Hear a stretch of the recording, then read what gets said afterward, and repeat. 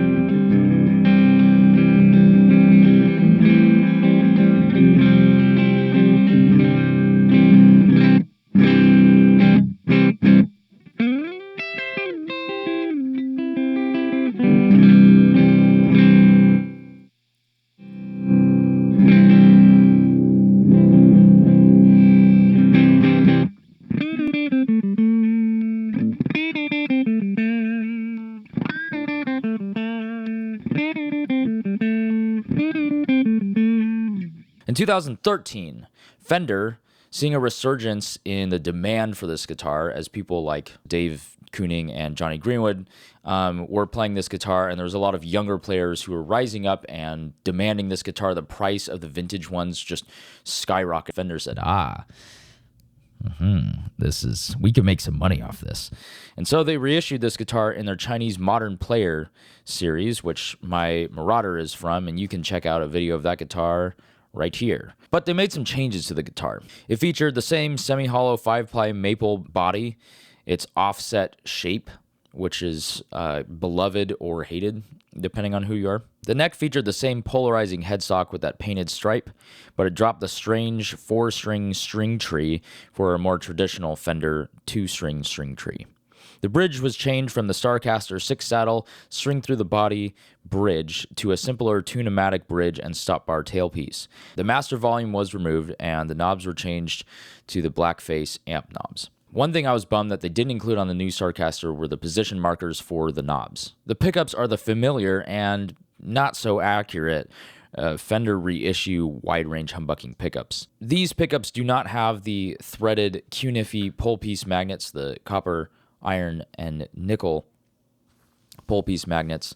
They simply have the steel screw pole pieces and bar magnets underneath the pickup. This makes them sound much closer to Gibson humbuckers rather than the brighter, more clear sound of the old school wide range humbuckers that Fender used to make. On the plus side though, that means that the guitar can be cheaper because Fender just reissued these pickups true to the original specs, and they are an eye-popping $200 each. In 2019, Squier released a cheaper version made in Indonesia in their classic Vibe line for $399.99.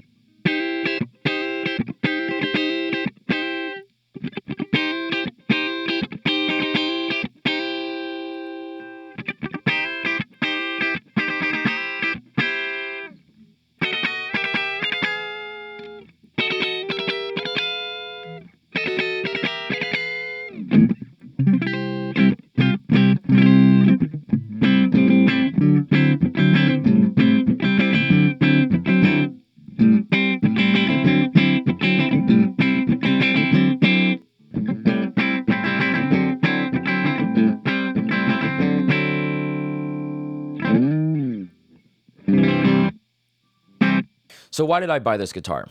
Basically, I wanted a semi-hollow guitar, and I've been trying to figure out what semi-hollow body guitar to get. I could get an Epiphone Dot or one of their 339 Pros or something like that, and I've played those before, and honestly, I wasn't mega impressed.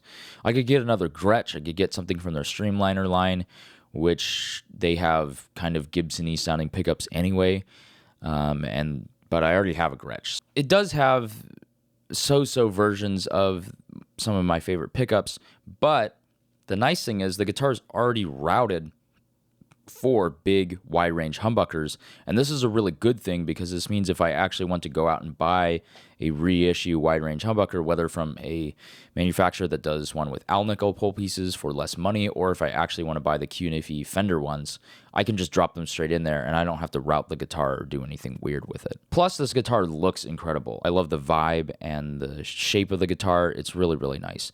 Okay, so I knew this guitar would be darker and I knew the sound wouldn't be perfect out of the box, but I kind of wanted this. I have been on this journey where I seem to be getting brighter and brighter guitars and in pursuit of more and more brilliant treble in the guitars that I'm playing. Now, this isn't inherently a bad thing, but I found myself unable and unwilling to even try a guitar with darker sounding humbuckers in my rig. And I wanted to be able to do that again. And so what better way than to get a guitar that has kind of darker sounding pickups that I like the look and the feel of, but maybe I'm not totally in love with the sound, learn how to make my rig work with that again, learn how to play with sounds like that again, have that sound in my arsenal.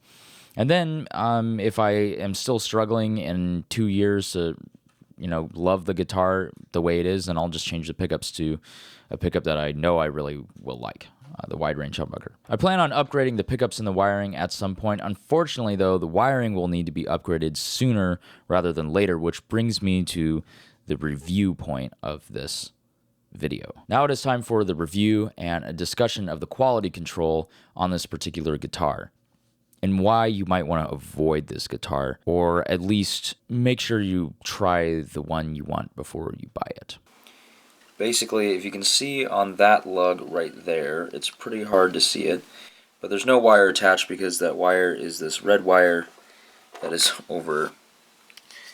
It's in there. As you saw at the beginning of this video, the bridge pickup wasn't connected to the volume pot so well. The neck pickup joint looked pretty bad, but at least it sounds okay. When I went to go fix this joint, I discovered that the pot was either already dead or I killed it when I just started trying to apply a ton of heat to it, and I think I just didn't let it cool down between joints, and yeah, I'm pretty sure I killed it, but it might have been dead already. I'm not really sure. At least they were full-sized pots, which is kind of surprising on a guitar in this price point. The wiring issue apparently is common on this model, the classic Vibe Starcaster. Several online reviews mention having this same problem, or they have the issue where the pots basically act like an on-off switch and they don't really have any kind of sweep. Now, because I bought this guitar from Sweetwater, they offered to replace the guitar under warranty or at least compensate me for a local luthier to repair it. But me being me, I wanted to take the guitar apart and see what horrors might be inside. And there were a few. So I also discovered something else, that the pot values were really interesting. The pot values that were used on this guitar in the volume position were the 500 kilo ohm pots. But the tone pots were 250 kilo ohm pots, half the resistance. This makes no sense. I don't know if their factory ran out of 500 kilo ohm pots, or Fender had decided to use 250 kilo ohm pots from the beginning. But this is really strange. Like, why would you take a pickup that's already too dark and then darken it even more? Is it to cover up the pickups not sounding good if there's more treble? I don't know. For reference, the original Starcaster had 1 mega ohm pots, which is 4 times the resistance of the 250 kilo ohm pots. Gibsons use 500 kilo ohm pots, and single coil Fenders that aren't Jazzmasters or Jaguars use 250 kilo ohm pots. And Jaguars and Jazzmasters use 1 mega ohm pots. So very, very bright, barely there kind of sound. Squier. Why did you have to do this? If the pickups were already darker than the original pickups, why would you ruin the sound further with pots that shouldn't be on humbuckers ever?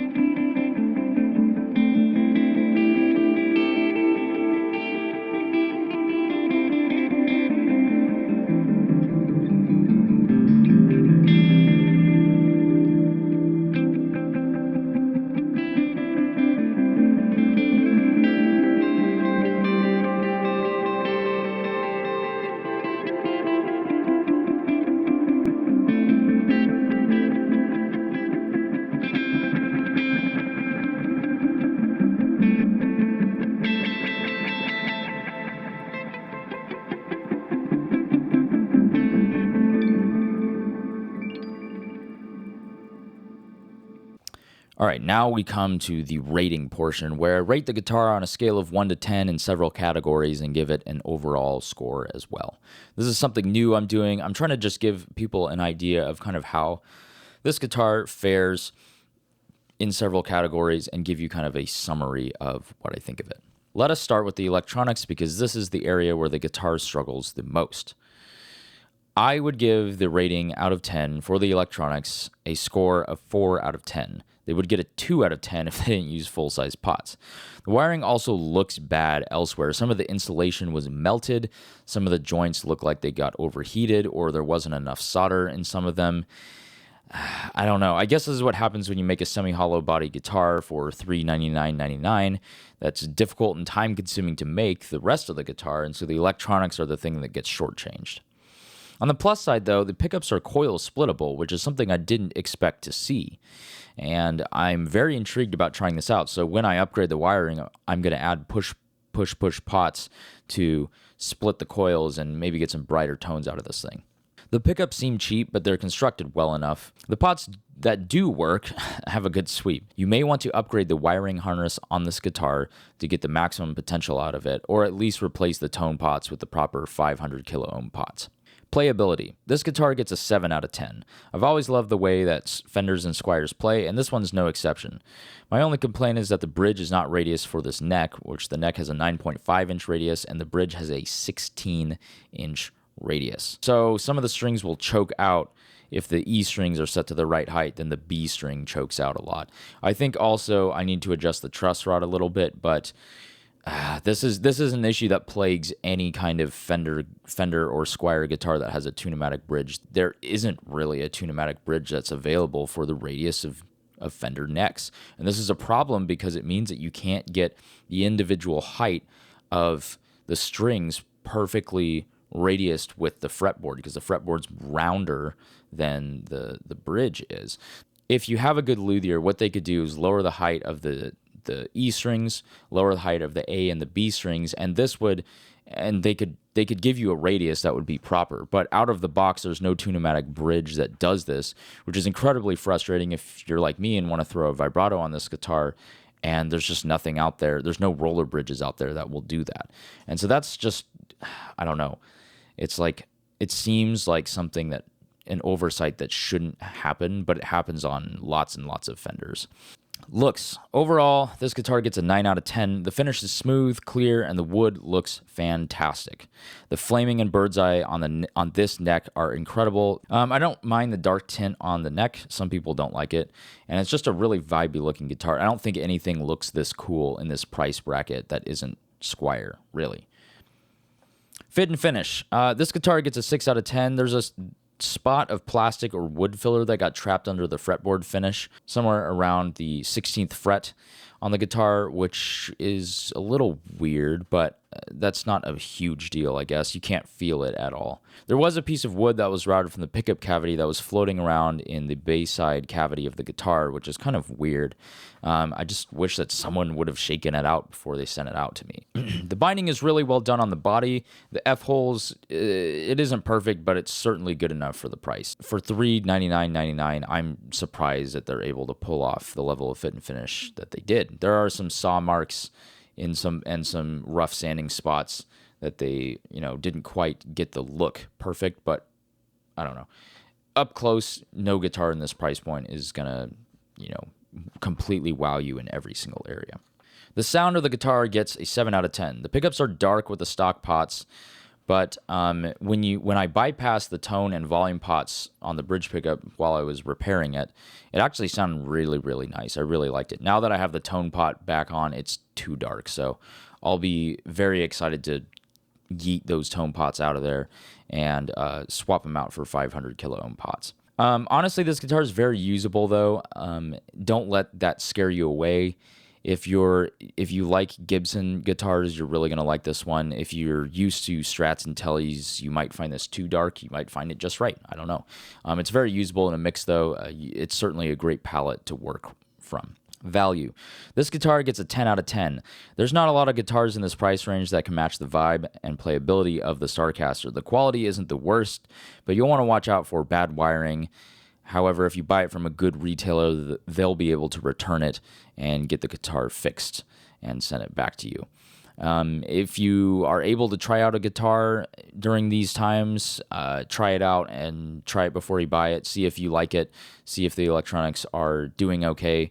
But it just might not be a bad idea to have a luthier redo the wiring harness, or you buy an aftermarket one and drop it in. Overall, I'd give this guitar an 8 out of 10. For the price, you can forgive the very minor fit and finish issues.